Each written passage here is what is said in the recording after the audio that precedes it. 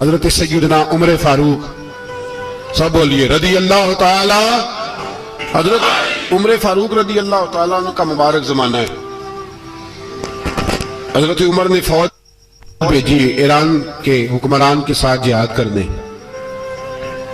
ایران کے بادشاہ نے 2 عیسائی جاسوس بھیجے، کہنے لگا ذرا پتہ تو کرو مسلمانوں کا رات کا طریقہ کیا ہے، میں صف بندی کراتا ہوں۔ وہ ساری رات صف بندی کراتا رہا، 2 جاسوس آئے مسلمانوں کی معلومات کرنے۔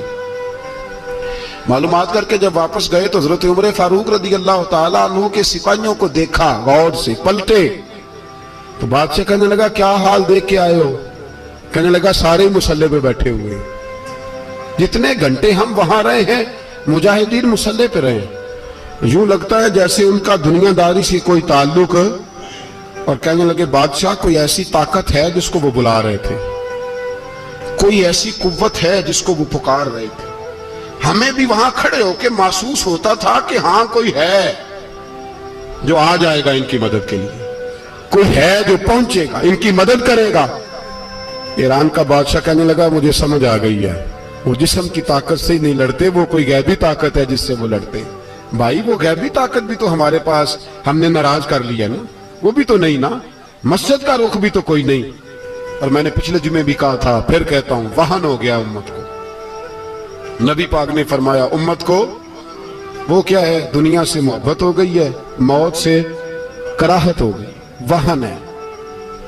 صحابہ کرام کو موت سے بڑا پیار تھا، موت سے بڑی محبت کر، ہماری طرح نہیں وہ کہتے تھے مریں گے تو منو مٹی، تو وہاں ٹھیک ہے عذاب قبر حق ہے، لیکن میں کہا کرتا ہوں سالوں کے بعد جو پردیس سے ماں کے پاس آئے، ماں اسے عذاب نہیں دیتی، اس کا ماتھا چوما کرتی ہے۔ اور بھائی جو رب کریم کی بارگاہ میں جائے گا تیرا کیا خیال ہے، گل سڑ جائے گا؟ مدینے والے حبیب نے فرمایا قبر المومن روضۃ من ریاض الجنہ، فرمایا میرا مومن جب قبر میں جاتا ہے تو اللہ جنت کے سارے دروازے کھول دیتا ہے، وہ تو اللہ کی رحمت میں پہنچتا ہے۔ کون کہتا ہے مومن مر گئے، وہ تو قید سے چھوٹے اپنے گھر گئے۔ کون کہتا ہے قبر میں عذاب ہے تو صرف عذاب ہی ہے، ہاں مجرم کو سزا ملے گی، لیکن مومن ہمیشہ جہنم میں، وہ بالآخر جنت میں جائے گا، بالآخر جنت میں جائے گا۔ اور کسی درویش نے بات کی، وہ کر کے چلے گئے، بر کمال ہی کر گئے، کہنے لگے دوزخ میں میں تو کیا، میرا سایہ نہ جائے گا، کیونکہ رسول پاک سے دیکھا نہ جائے گا۔ نبی پاک سید عالم علیہ السلام کے غلام تو دیکھو نا، ساری زندگی عمر فاروق بخاری پڑھو تو صحیح، ساری زندگی عمر ہر نماز کے بعد کہتے تھے اللہم ارزقنا شہادت فی سبیلک، اللہ بسترے پہ موت نہ دینا، موت مجھے شہادت کی دینا۔ حضرت سیدنا مولا علی شیر خدا کرم اللہ تعالیٰ وجہ الکریم ساری زندگی کہتے رہے اللہ، علی نے میدان میں عمر گزاری ہے، اسے شہادت کی موت عطا فرما۔ وہ بھائی یہ تو شہادتیں مانگنے والے۔ حضرت امام حسین میدان کربلا میں کھڑے تھے، شمر کہنے لگا حسین تیری چاروں جانب موت ہے، تو آپ فرمانے لگے تجھے ابھی ہمارا پتہ ہی نہیں، موت سے تو ہمارا پیار چلتا ہے۔ اور فرمایا یہ شہادت تو ہمارا پیچھا کرتی ہے، پہنچ جاتی ہے جہاں ہم ہوتے ہیں، موت سے ڈرا رہا ہے۔ مسلمان کا مرنے کو دل نہیں کرتا، ورنہ وہ اتنی بڑی کوٹھی میں کون رہے گا؟ مرنے کو دل اس لیے نہیں کرتا کہ وہ جو 6 کروڑ 10 کروڑ ڈالر لوٹ کے رکھے مر گئے تو کھائے گا کون؟ وہ فقیر فاقہ مست تھے، ان کا گھر ہی کوئی نہیں تھا، ان کے بینک بیلنس ہی کوئی نہیں تھے، وہ کہتے تھے گھر ہمارا ہے وہ جو ہمارے رب نے تیار کیا ہوا ہے، ہمارا بینک بیلنس ہے وہ جو ہمیں جنت میں جا کے ملے گا، ان کا تو یہ کھاتا ہی کوئی نہیں تھا، اس لیے وہ شہادت کی۔ حضرت عمر بن جموع رضی اللہ تعالیٰ عنہ میدان احد میں 4 بیٹے لے کے آئے، کتنے بیٹے؟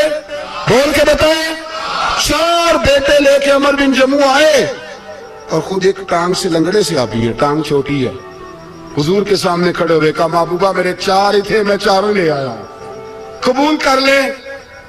تو حضور نے فرمایا تو کیوں تلوار اڑے آیا ہے، یہ تو نے کیوں گلے میں اسلحہ ڈالا ہوا ہے؟ کہا یا رسول اللہ میں نے بھی تو جانا ہے نا۔ تو حضور نے فرمایا 4 بیٹے جو ہیں۔ تو حضرت عمر بن جموع نے بات کی، صحابہ کہتے ہیں ہم لبوں سے مسکرا رہے تھے، آنکھوں سے رو رہے تھے، کیا عجیب انداز ہے۔ حضور نے فرمایا عمر 4 بیٹے جو آ گئے تو رہنے دے۔ تو حضرت عمر رو پڑے، کہنے لگے محبوبہ کیا لنگڑے جنت میں نہیں جائیں گے؟ کیا حضور میں لنگڑا ہوں تو میرے لیے جنت کوئی نہیں؟ میرے حبیب پاک سید عالم صلی اللہ علیہ وسلم نے فرمایا عمر تو ضرور جنت میں جائے گا. کہا محبوبہ پھر بچے بعد میں جائیں گے, میں پہلے میدان میں جاؤں گا. ایک بی بی 4 بیٹے لے کے آئی احد میں. کہا محبوبہ کل کمائی تھی میں لے آئی ہوں, میرے پاس کوئی اور شے ہوتی تو میں بچا کے نہ رکھتی. بیٹے دے کے نا حاضری لگوا کے تو واپس دروازے پہ لے گئی. تو حضرت سیدنا عبداللہ ابن عمر فرماتے ہیں بی بی بول رہی تھی تو میرا جذبہ جہاد بڑھ رہا تھا. اپنے بیٹوں کو کہنے لگی میں تمہیں حضور کے پاس چھوڑ کے جا رہی ہوں, جب تم میدان میں گرو گے تو میں تمہیں دیکھنے آؤں گی. دیکھنا تمہاری پشت پہ کوئی زخم نظر نہ آئے, جتنے تیر کھانے ہوئے سینے پہ کھانا, جتنے تلواروں کے نیزوں کے زخم برداشت کرنے ہوئے یہاں کھانا, پشت پہ زخم نظر نہ آئے. حضرت عبداللہ ابن عمر فرماتے ہو بی بی کی گفتگو میرا جذبہ جہاد بڑھا رہی تھی. ایک بی بی 3 سال کا 4 سال کا بیٹا لیے رو رہی ہے, احد کا دن ہے. سہیلیاں پوچھتی ہیں تو کیوں روتی ہے؟ تو کہتی ہے دیکھو میرا خامد بھی بدر میں شہید ہو گیا, بھائی اور باپ بھی. دل کرتا ہے کوئی جوان بیٹا ہوتا تو آج مصطفیٰ کے ساتھ اسے ہی بھیج دیتی. کوئی جوان میرے پاس ہے ہی 3 سال کا تو کیا کروں, 3-4 سال کا بچہ کیا کرے گا؟ پتہ نہیں کیا دلیل آئی. اچانک اٹھی, بیٹے کو سینے سے لگایا, کپڑا ڈالا, مسجد نبوی پہنچ گئی. حضرت بلال کہتے ہیں مجھے ملی, کہنے لگی بلال مجھے پتہ ہے حضور تیاری کرا رہے ہیں جنگ کی, پر 2 منٹ اگر میری ملاقات ہو جائے. بلال حبشی کہنے لگے حضور ہم ایک بی بی ضد کر رہی ہے. حضور باہر آئے, کہنے لگی حضور میں فلاں کی بیٹی, فلاں کی بہن, فلاں کی بیوہ ہوں, میں نے بدر میں 3 شہید دیے ہیں, اب میرے پاس یہ 3 سال کا لال ہی بچا ہے, بڑا فخر ہے میرا. لوگ مجھے شہید کی بیوہ, شہید کی بیٹی, شہید کی بہن کرتے. دل کرتا ہے شہید کی اماں بھی کہیں جاؤں تو میرا بیٹا لے لیں.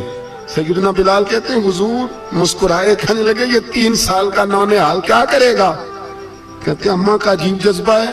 کہنے لگی محبوبہ سنا ہے اسلحہ بھی تھوڑا ہی ہے, ڈھالے زیادہ کوئی نہیں, میرا بیٹا ساتھ رکھ لیں, جب آپ کی طرف کوئی تیر آیا نا تو میرا بیٹا ڈھال کے تو اس کو ڈھال بنا کے آگے کر دینا. محبوبہ ڈھال تو بن سکتا ہے نا.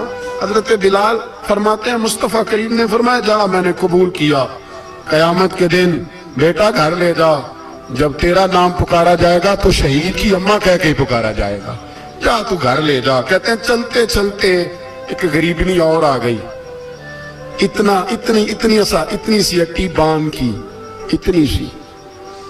بلال حضور سے ملاقات ہو جائے گی. نبی پاک آ گئے, کہا محبوبہ یہ غلبہ اسلام میں میرا بھی حصہ ڈال لیں. حضور نے فرمایا یہ کیا ہے؟ کہنے لگی حضور خامد فوت ہو گیا, اولاد اللہ نے بے نیازی سے دی نہیں, سویرے چرخہ کاٹ کے رزق حلال کھاتی ہوں, میرے پاس نا یہ اتنا سا بان ہے, ایک گھوڑے کی لگام بن جائے گی. محبوبہ حصہ تو ڈال جائے گا نا دین کے لیے, میری قبولیت ہو جائے گی. میرے حبیب نے ہاتھ اٹھائے اور دعا مانگی, کہے اللہ جتنا تو میدان کے مجاہدوں کو اجر عطا فرمائے اتنا اس غریبنی کو بھی عطا فرما, اتنا اسے بھی دینا. بھائی یہ جذبے تھے, یہ رنگ تھا امت مسلمہ کا, اس لیے کافر گھر میں بیٹھ کے کانپا کرتا تھا. اب اسے پتا ہے یہ اسی والی کار سے نہیں نکل سکتے, اسے پتا ہے کہ ہم نے انہیں بوتل پہ لگا دیا ہے, اب یہ پیپسی مرینڈا اور یہ پی کے کھانے کے ساتھ تو یہ مست رہتے ہیں, اب یہ نہیں نکل سکتے گھر سے. ہم نے انہیں ان چیزوں پہ لگایا ہے جو ان کے وجود کو کھوکھلا کر رہی, اب کیسے میدان میں نکلیں گے؟ وہ اس لیے نہیں ڈرتا کہ وہ تیری آسائشوں, تیری زندگی میں آنے والی سہولتوں سے آشنا ہے. موت بستر پہ بھی آ جاتی ہے, لیکن جس کو میدان میں آتی ہے وہ ساری زندگی زندہ رہتا ہے, وہ ساری زندگی زندہ رہتا ہے. بھائی مرنا تو ہے, لیکن اگر زندگی دین کے کام آئے گی تو امر ہو جاؤ گے, بچ جاؤ.